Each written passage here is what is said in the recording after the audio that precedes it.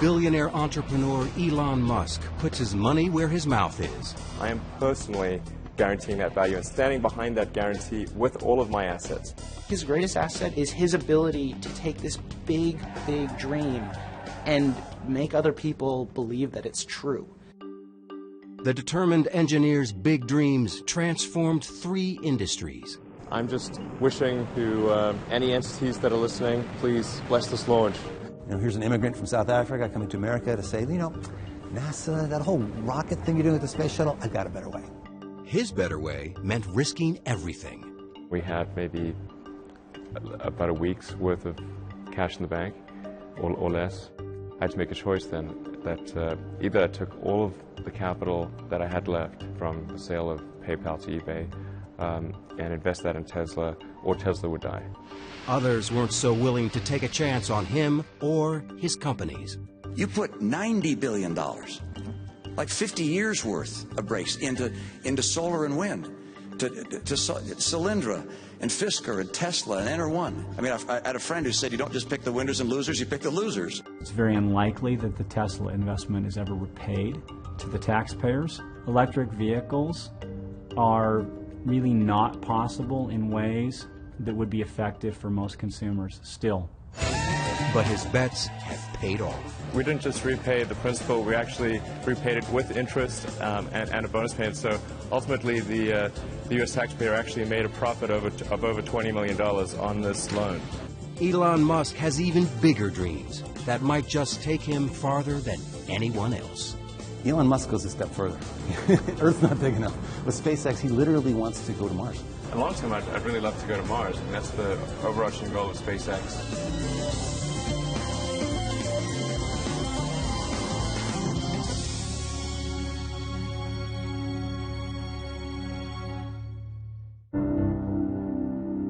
When I was a little kid, I was really scared of the dark. But then I sort of came to understand, okay, well, dark just means really the absence of photons in the visible wavelength, 400 to 700 nanometers. It's hard to believe that entrepreneur Elon Musk was ever afraid of anything. And Elon said, darkness is merely the absence of light. Then I thought, well, it's really silly to be afraid of a lack of photons. Then I wasn't afraid of the dark anymore after that. Once one of the kids said to him, look at the moon, it's 1 billion miles away. And he said, well, no, it's actually under 250,000 miles away. And they said, oh, Elon! Entrepreneur Elon Musk has spent his life proving people wrong. Growing up in South Africa, Musk was the oldest of 3 children and started school a year early. His father was an engineer. His mother, May, was a model and nutritionist. He was the youngest, he made about 2 days, and the shortest, and then he was this brilliant boy, and so people didn't really like him. So I was this little bookwormy kid and probably a bit of a smart aleck, so this is a recipe for disaster. Not that he told me much about it, but he was picked on quite a bit. So I just read a lot of books and tried to stay out of people's way during school. And so his social life was much less than my other 2 kids. And that's a typical nerd. I read all the comics I could buy or that they'd let me read at the bookstore before chasing me away. I read everything I could get my hands on from when I woke up to when I went to sleep. At one point I really ran out of books and started reading the encyclopedia. And he has a photographic memory, so he could remember everything. Anytime I had a question, my daughter Tosca would say, call Genius Boy. His brother, Kimball Musk. When Elon was 10 years old, he got tested by IBM, and he was found to have one of the highest aptitudes they'd ever seen for computer programming. I tried taking some computer classes, but I was way ahead of the teacher, so it didn't really help. So I started programming a space game called Blastar. Musk, already thinking like an entrepreneur, figured out how to sell his game. And I don't think they realized I was 12. We decided we were going to open an arcade out near our high school. We were big into video games. We figured that it was going to be a huge hit. We got a lease on a building. We got the arcade provider to deliver the equipment. And the only thing we needed to do by the end of it was get the city to approve what we were doing.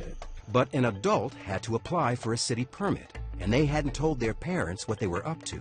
And of course, they told us we were not going to be opening up an arcade.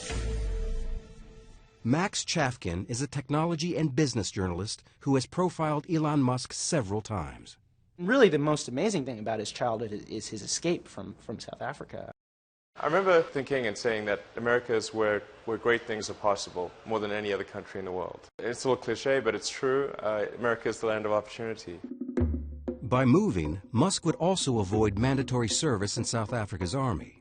Growing up in apartheid South Africa was pretty surreal. I mean, we didn't support that government, we didn't believe in it. And so the idea of actually going to the military service was really out of the question. I told my parents I was going to Canada, and they tried to convince me not to leave. And off he flew, and I thought, wow, he's so independent. Of course, as soon as he lands, he calls me and he says, what do I do now? So I bought a bus ticket from Montreal to Vancouver, and that allowed me to kind of see Canada, at least from the highway. He worked at odd jobs across the country before settling at Queen's College in Toronto. In fact, when I went to college, I rarely went to class. I'd just read the textbook and then show up for exams. The big appeal of the university was being able to date girls my own age. I actually met my first wife there. Musk got an engineering and business degree from the University of Pennsylvania and a scholarship to go to Stanford. Silicon Valley was the promised land. I really wanted to just kind of go where the really exciting breakthroughs were occurring. Elon had this ability to look at the world and go, this is a real problem that's going to happen in 20 years. He looked around and he saw that the world-changing stuff was not happening at Stanford. I didn't even go to class. I called the chairman of the department and said, I'd like to try starting this internet company. It probably won't succeed, and so when it fails, I want to make sure that I can still come back. My kids do funny things, and I'm never too concerned about them because, you know, if Elon wanted to drop out of college, he could always go back. My brother was in Canada at the time, and I said, look, I think we should try to create an internet company. So he came down and joined me. He had, $2,000, no friends, barely enough money for an apartment. I think he told me he was showering at the gym because they didn't have a shower where he was living. We just got some futons that there were couches during the day and then turned into beds at night. Steve Jurvetson is a venture capitalist in Silicon Valley. I first met Elon and Kimball Musk, his brother, back in the mid-90s when they first set foot in California. I think they'd been here for about a week, and they were pitching a new company called Zip2. Silicon Valley in the mid-90s and late 90s was a gold rush. People were flocking to the region to find riches, to make it in the internet business. Musk came up with an idea to bring newspapers into the digital age. He took a CD-ROM Yellow Pages, some mapping software, wrote a little code, and put it all together to create the first online city listings. Elon was more the business mastermind, I was more the sales guy. I still had my core programming skills, so I was able to write the software needed for the first company. Now, when Elon was starting Zip2, keep in mind, the internet was just a couple of years old. Most local businesses were not on the internet. And the way you found a local business was you opened up the Yellow Pages. The thought was the media companies, like the newspapers, are going to need help coming online and building lots of functionality into their websites. We had someone literally throw a Yellow Pages book at us and tell us, do you think you'll ever replace this? And we thought the guy was crazy. Because not only were we going to replace this, but that's not where it ended. It would keep going from there. It wasn't long before media companies across the country were signing up. And so we were able to get as investors and customers the New York Times Company, Hearst, Knight Ridder, and a number of other companies. In 1999, the Alta Vista division of Compaq bought Zip2 for $307 million in cash and $34 million in stock options. Musk was just 28 years old. I thought, that's crazy. Why would somebody pay such a huge amount of money for this little company that we have? It actually obviously turned out very well for them financially, so obviously they knew a lot more about it than I did. When the kids sold Zip2, it was the most exciting day. We couldn't believe it because you don't know in the internet world if you're going to, make $1 million or die tomorrow.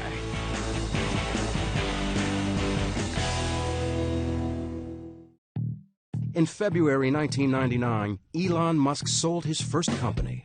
At 28, he joined the ranks of Silicon Valley millionaires. Zip2 was acquired by Compaq for a little over $300 million, and I made, I think, about $21 or $22 million as a result of that, which was a phenomenal amount of money for me. It was obviously a financial windfall. It was super fun to go out and buy some cool toys. There is, gentlemen, the fastest car in the world. One of his first things to do is go out and get a big sports car. He comes from a family that really enjoys racing in vehicles, and he got one of the highest performance cars money could buy at the time. It was a McLaren F1. And proceeded to enjoy that around the Bay Area, let's say, a number of adventures and risk-taking moves with his driving.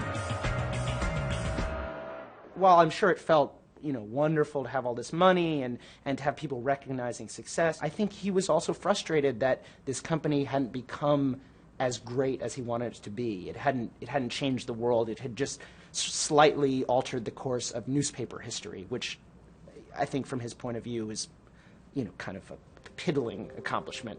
So I certainly had the choice at that point of retiring and buying an island somewhere and sipping Mai Tais, but that was not of interest to me at all. There really wasn't a choice of we weren't going to do anything. It was just really what we were going to do next. In Elon's case in particular, it was really just a stepping stone. The goal in doing my second internet company was to create something that would have a profound effect. And it seems to me that the financial sector had not seen a lot of innovation on the internet. And money is really just an entry in a database. And it's low bandwidth. It seems like it's something that should lend itself to innovation. He was very rich. I mean, just more money than most people could dream.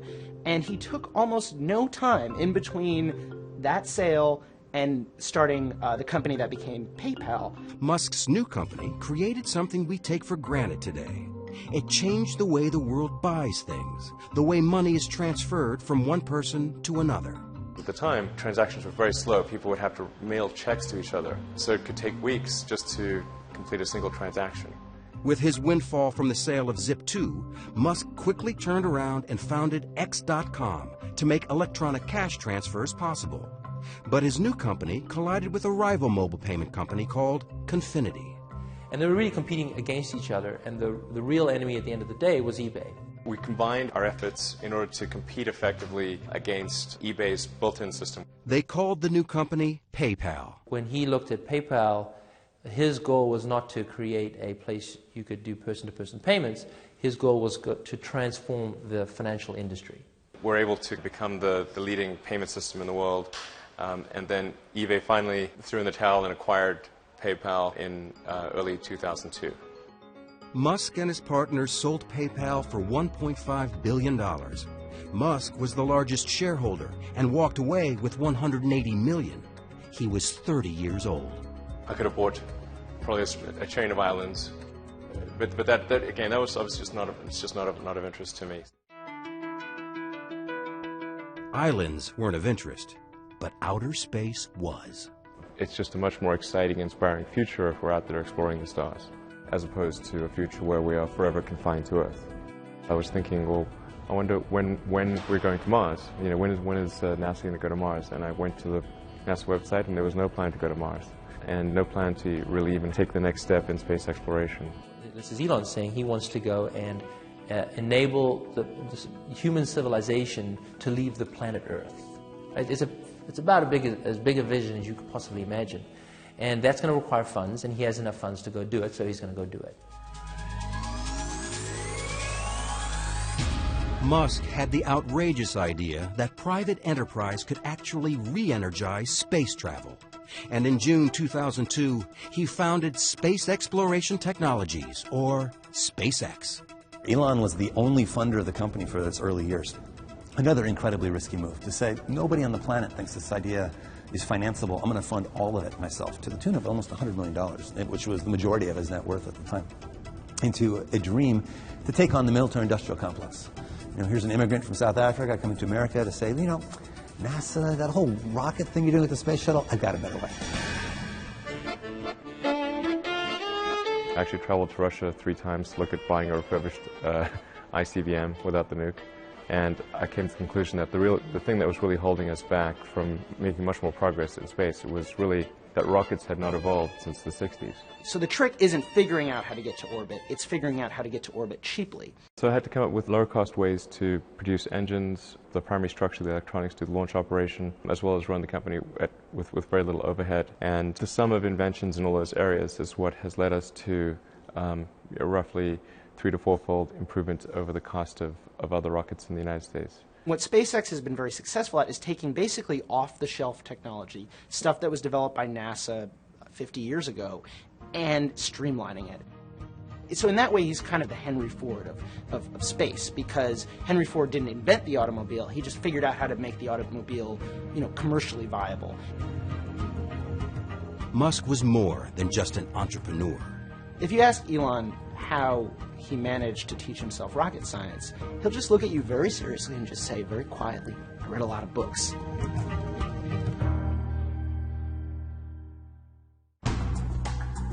"32-year-old Elon Musk had his next big idea at his family's annual visit to Burning Man, the counterculture desert happening.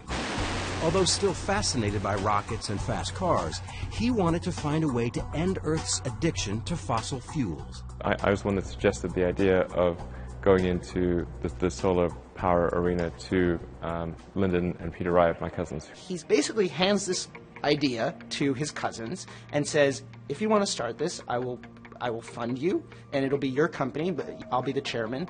And they say, "Okay," and it works almost perfectly. What they've figured out is that if you sort of do 100 things 10% better in the area of solar cell installation for homeowners, you can dramatically consolidate an industry that's currently a bunch of mom and pop shops. So what Solar City did was they said, how about no money down? You want solar cells? We'll just put them in. You don't pay a cent. Right? It's like leasing a car, but even better. Solar City started in 5 western states and soon grew into the largest solar service provider in the U.S. The solar cells keep going. Solar City then owns those at the end of the lease. So it's a fascinating business model where in the long term they may become the largest energy generator in America off all of these rooftops.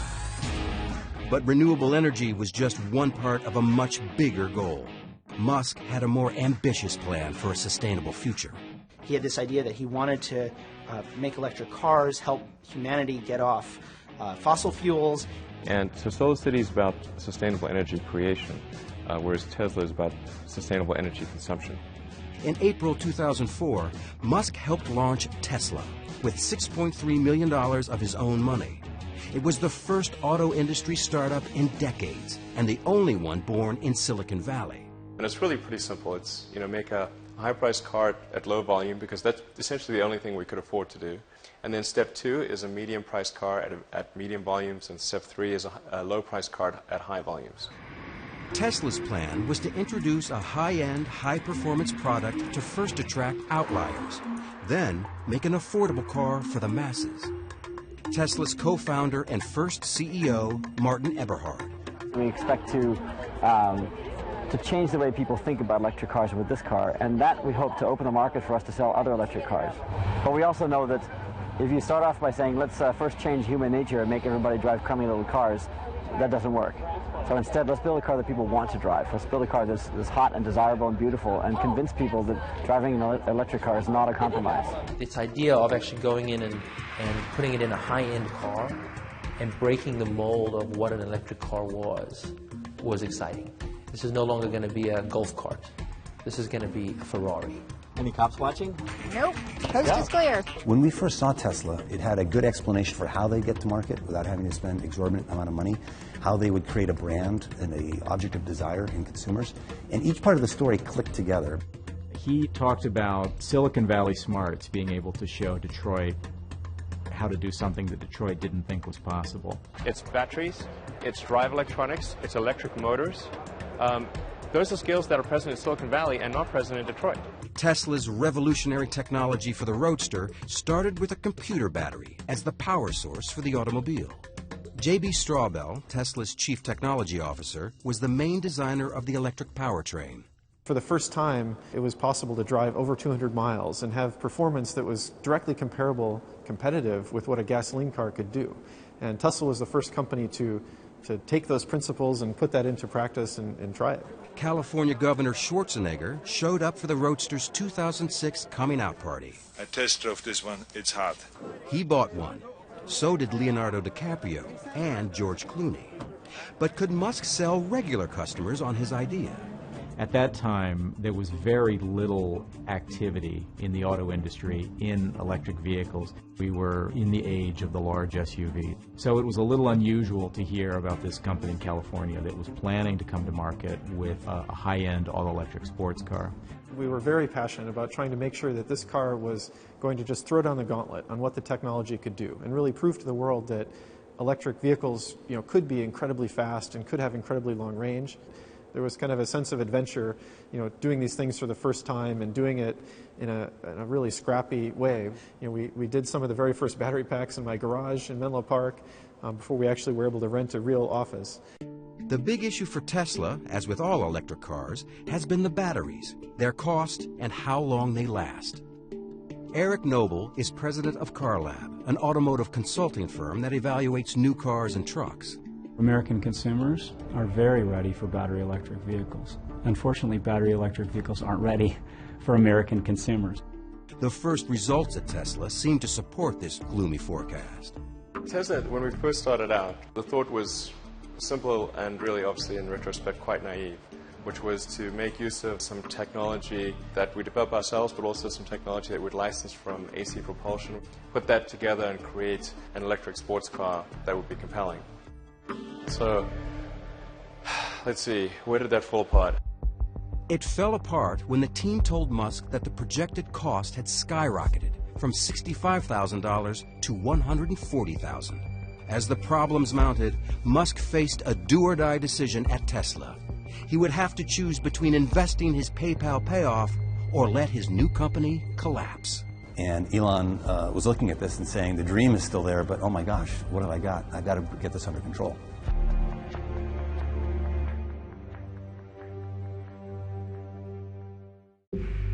By 2007, Tesla was running out of money, fast. No one wanted to step up to save the unproven automobile startup. Elon Musk had to take the leap alone. We had to make some pretty dramatic changes, essentially recapitalize the business and invest about twice what we'd originally expected. What we originally expected as the outer limit. Basically, Tesla got to this point where they only had enough money in the bank for a couple of months, and there's nobody around who are willing to put more money in. So I had to take all of my reserve capital and invest it into Tesla, which was very scary because, it would obviously be quite sad to have the fruits of my labor with Zip2 and PayPal not amount to anything. But there was no question that I would do that in my own mind because Tesla was too important to let die.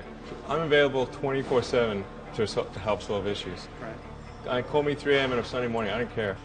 We had to go in and make some really hard decisions on personnel changes, and Elon really had to dedicate his time to the company. I want names named. So if someone's always on the hot seat and is always the root cause for problems, they will not be part of this organization long term. It's not okay to be unhappy and part of this company. And so if somebody can't get happy, get divorced. Right. Musk and his board replaced Martin Eberhard, one of the co-founders who had been running Tesla. And I think we kind of really exceeded the level that Eberhard could handle. And that became apparent in 2007. We either were going to have to shut the company down or Elon was going to have to take over as CEO. It was actually a process of building a company as well as building a car. A lot of people that fit in very well with a company when it was extremely small, didn't end up fitting in as well when it was larger. Eberhard didn't go quietly. He sued Musk for libel, slander, and breach of contract. I believe that I was scapegoated to take the blame for the programs that were not run well. Musk resolved the disputes through mediation, but his company was in serious financial trouble. In September 2007, Musk flew to Germany with a scheme to raise extra cash by forging an alliance with Daimler-Mercedes. Daimler is the company that invented the internal combustion engine car, the maker of Mercedes, Smart, and their endorsement carries a great deal of weight. So that was just a very important moment. He had to convince the company that Tesla could supply battery packs for its cars. They were skeptical. Really, the key thing with Daimler was to demonstrate hardware that worked. You know, if they can't touch it, they can't drive it, it's not particularly real. He pushed his team to retrofit a Daimler smart car with Tesla's electric motor. But first, they had to find one. The challenge of converting a smart car to electric was doubly difficult because we couldn't find a smart car. The smart car was not for sale in the United States, so we had to send somebody down to Mexico to buy a smart car, bring one to the US, and then the smart car is really tiny, so we had to fit a motor and power electronics and charger and everything in the smart car. The challenge was daunting. To replace the smart car's gas engine with a Tesla drivetrain and battery, fit it in the tiny space under the hood, and do it all in less than 4 weeks. We didn't have much time at all. We knew that from the beginning, and we kind of prepared for almost battle and, you know, set up a war room in the shop. They worked around the clock, stealing naps on the factory floor, right up to the deadline. The Daimler executives arrived not at all convinced that it made any sense to work with an American car company, let alone a little tiny American car company in Silicon Valley. While waiting for Daimler's decision, Musk brought in one of the world's leading automobile designers to help create his next project, a modern and sexy family sedan, which he called the Model S. Originally with Model S, I thought, well, let's have Henrik Fisker, who had a design studio, do the styling. We paid him a pretty good sum of money to do that. Curiously enough, the designs that he worked on, that he came up with for us, were terrible. And what he didn't tell us was that he was actually working on a competing car company. Tesla officials claimed that perhaps Henrik had come in to learn what Tesla was doing, while all along he was planning to form his own company, do his own vehicle. We were pretty upset with him for basically taking what were at the time the original specifications for the Model S and then going and shopping a business plan to create that same car. Tesla sued him, he sued Tesla, and there was all kinds of, infighting. Henrik Fisker wouldn't grant Bloomberg an interview, but he told us that, "I believe there is enough space in the market for several new car companies that pursue a new type of electrified powertrain with different philosophies." In November 2008, the court ruled in Fisker's favor. It was a setback for Musk, who was also going through a tough time personally. After 8 years of marriage and 5 children, Elon and Justine Musk divorced. I got divorced, personal life in somewhat of a shambles, and in addition getting attacked by some in the media, my ex-wife, every bad thing you could imagine. There was more bad news when his bold space transport company SpaceX again failed to get a rocket into orbit. The first launch didn't get very far, got about a minute up, and then there was an engine fire, and that was it. The second flight actually did make it to space, but not to orbit. And then also with Flight 3, we didn't get all the way to orbit. He started saying, "I've got enough money for 3 cracks at it." He put $100 million of his own money, and he sort of hinted at the idea that after 3, if he didn't make it, it would be over. SpaceX would die. Musk burned through the $100 million he had sunk into SpaceX.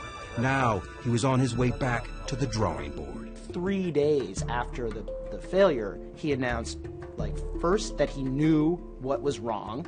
He announced that they'd raised money to finance a 4th launch, and the 4th launch was going to happen in a matter of months, which in the rocket industry was a crazy announcement. We were able to solve the problems, and then just as we'd solved those problems, we ran smack into the worst economic recession since the Great Depression. It's been one of the darkest days on Wall Street in recent memory. Stock markets falling the most since 9/11, the Dow off more than 500 points. This is what financial Armageddon looks like. Red screens that scream sell, sell, sell.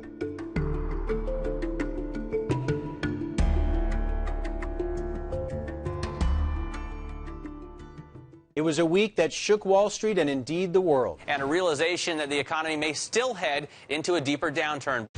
As 2008 drew to a close, Elon Musk faced the worst crisis of his career. All 3 of his companies appeared to be in free fall.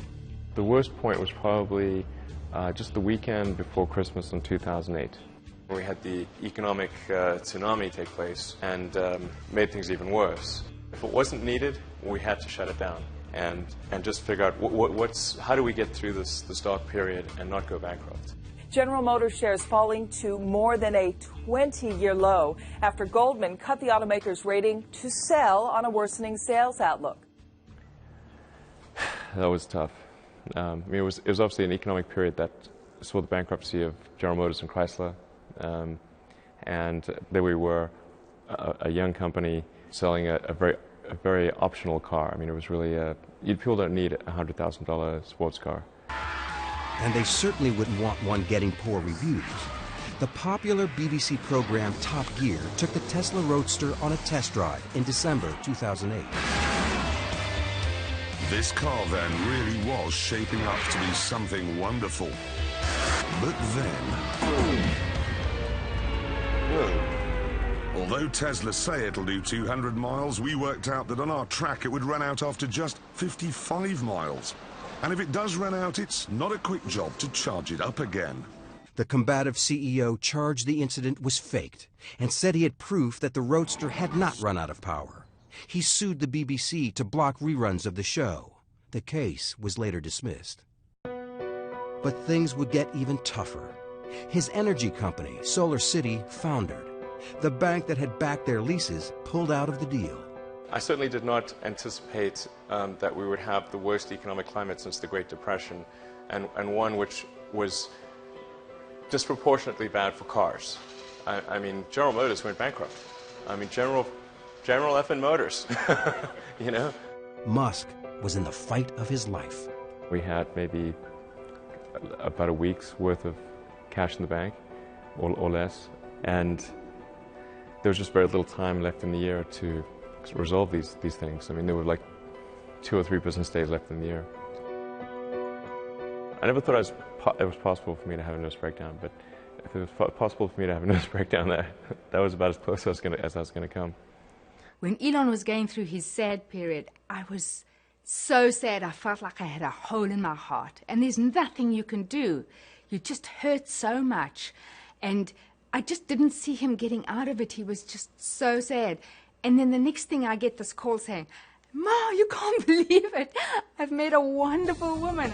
The one bright spot was meeting Tallulah Riley, a British actress who had never heard of Tesla, SpaceX, or Elon Musk. They married in 2010. I thought he was some sort of hapless engineer that had wandered into a London club, and he just looked so forlorn. He was sort of just sat in a corner on his BlackBerry, and he just looked really out of place and sad. I was, trying to be very sweet to him and sort of humouring him, going, "Oh yes," when he was going, "This is my rocket, and this is my car." Musk's personal life was looking up, and the future of SpaceX was finally taking off. We have liftoff. The 4th attempt to launch the Falcon 1 was a huge success. And 3 months later, NASA rewarded SpaceX with a $1.6 billion contract to resupply the International Space Station. But Musk had no time to celebrate. Tesla was on the verge of financial disaster. I had to make a choice then that either I took all of the capital that I had left from the sale of PayPal to eBay and invest that in Tesla, or Tesla would die. The company is really teetering on the brink of failure. And there's this board meeting late in 2008 where they're discussing what's going to happen. And Elon just says, well, I'm going to raise a $40 million round to keep the company going. And the board members are kind of wondering, well, how's he going to do that? And he says, I'm going to put it all in myself. And that incredible braggadocio confidence catalyzed a change in people's opinion. And we and everyone else around the table was like, oh my gosh, we want to be part of this. We want to get as much of this investment as we can. He saved the company in its darkest hour with an act of heroism that is hard to describe. There's nothing quite like spending your last remaining dollar on a project you believe in. It was thankfully a good week, but definitely took its toll from a mental strain standpoint. I think I've mentally just burned out a few circuits. Just after his emergency cash infusion came the news they desperately needed. A $40 million deal with Daimler for smart car batteries. Daimler later added $50 million for 10% of the company. Determined not to repeat past mistakes, Musk focused on bringing his family car to life. So I decided, look, we really need to have our own design studio, and that's when I hired Franz von Holzhausen to design the Model S. His green agenda was irresistible to von Holzhausen, a legendary figure in car design who had already revolutionized the looks of VW, GM, and Mazda. He's completely passionate to really rid the world of this addiction to fossil fuel. And that was something that he talked about from the very first sentence, first conversation that we had. With a new team in place, Musk completely revamped the look of the Model S. A sedan doesn't have to be a brick. It doesn't have to be a big blocky car. We wanted to bring this kind of passion and feeling back to this marketplace. The architecture of Model S is really similar to a skateboard. The floor of the vehicle is the battery pack, and the motors between the rear wheels, and everything above that is the opportunity space. In March 2009, Musk unveiled the prototype for the Model S. It could hold 7 passengers and as much luggage as a station wagon. But to build it, he knew he needed a piece of the U.S. government's new $7.5 billion loan program to support alternative energy vehicles. In order for Model S to truly be successful, it was important that the loan come through. The government funding was controversial. The New York Times writer Randy Strauss called the program the bailout of very, very high net worth individuals who invested in Tesla Motors Act. Musk struck back. Randy Strauss is a huge douchebag. And an idiot. Okay. It wasn't a bailout, but a loan. The Obama administration agreed to lend Tesla $465 million to mass produce the Model S, a move that astounded many in the industry. It's very unlikely that the Tesla investment is ever repaid to the taxpayers. Electric vehicles are really not possible in ways that would be effective for most consumers still. This is just the religion of electric vehicles, and like Jonestown, that religion will come to an end. There are most certainly people who want to see Tesla fail because it is an attack on the mainstream car industry. Of course, the biggest impact that Tesla will have is not the cars that we make ourselves, but the fact that we show that you can make compelling electric cars that people really want to buy. The government loan came with a challenging condition. To get the money, he had to first find a place to build his electric car.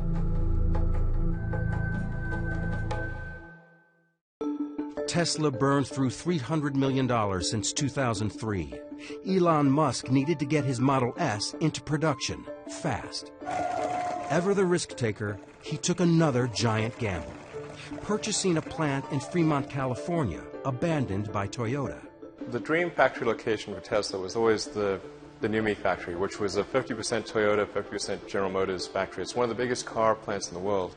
It's a great location close to the Tesla headquarters. The reality is, for very little money, Toyota got an albatross off its books. From an industry perspective, it looked incredibly savvy on Toyota's part and incredibly naive on Tesla's part.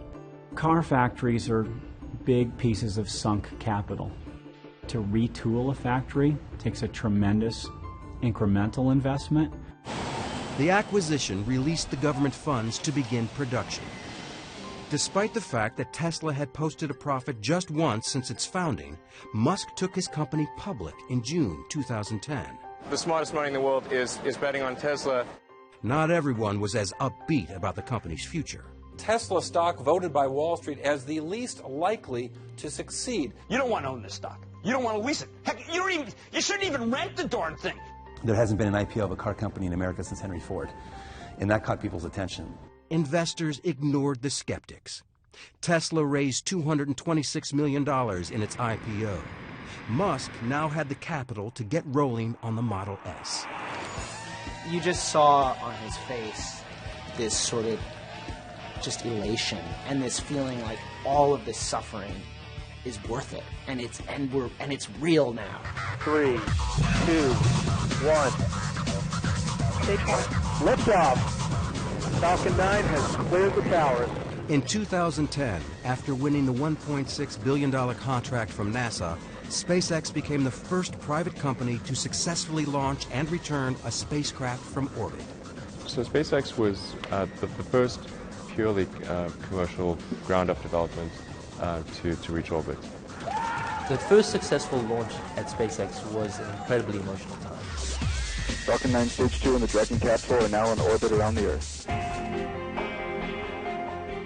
I'm just wishing to any entities that are listening, please bless this launch. 3, 2, 1. And 2 years later, in May 2012, it made history as the first privately held company to send a cargo payload to the International Space Station. Back on Earth, the long-awaited launch of Tesla's new sedan was also taking off. It's time to start delivering Model S! The Model S started rolling off the production line, although questions about range and service remained. Let them go! Not everyone was cheering.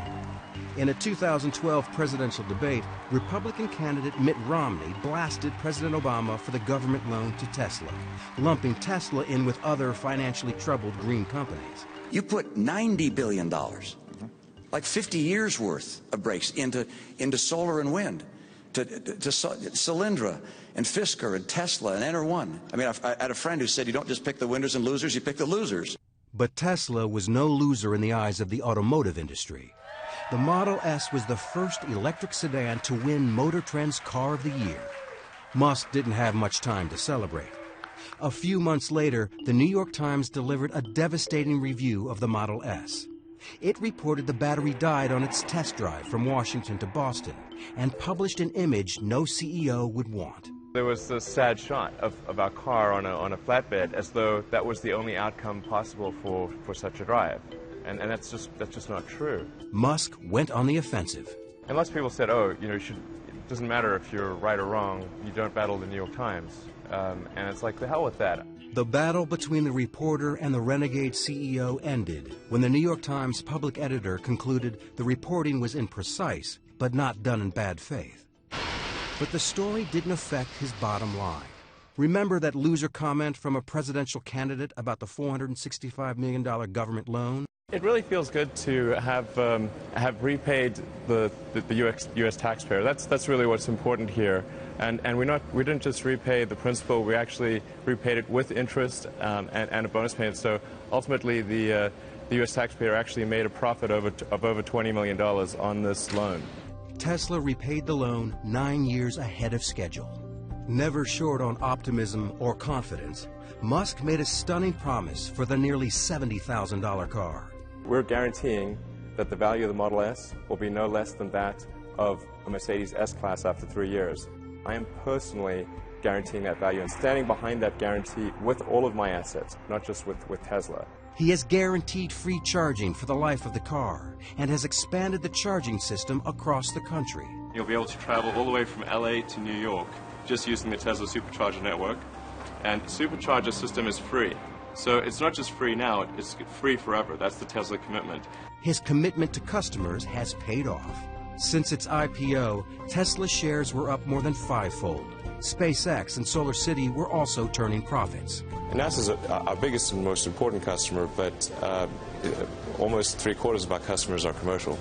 SpaceX says it has more than $4 billion in revenue under contract. But of all his companies, perhaps the greatest success was the one addressing the world's energy need. Solar City is now the largest solar service provider in the U.S. and has more than quadrupled in value since its initial public offering in December 2012.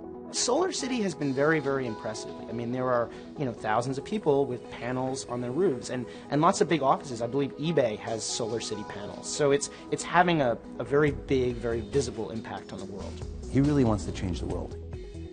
And in Elon Musk's vision of the future, you'll have clean and renewable sources of energy feeding the grid, and all of our vehicles will run off that. This is really the future. It's something you want to tell stories about. Elon has a self-confidence that is it's breathtaking. And it's especially breathtaking when you think about the things he's confident about. The idea that humanity is going to get to Mars. That not just humanity is going to get to Mars, but that he, in his lifetime, Elon Musk, will get to Mars. Crusader or canny businessman, Named one of Time magazine's most influential people in the world, the risk-taking, multitasking CEO's estimated net worth was $6 billion in June 2013.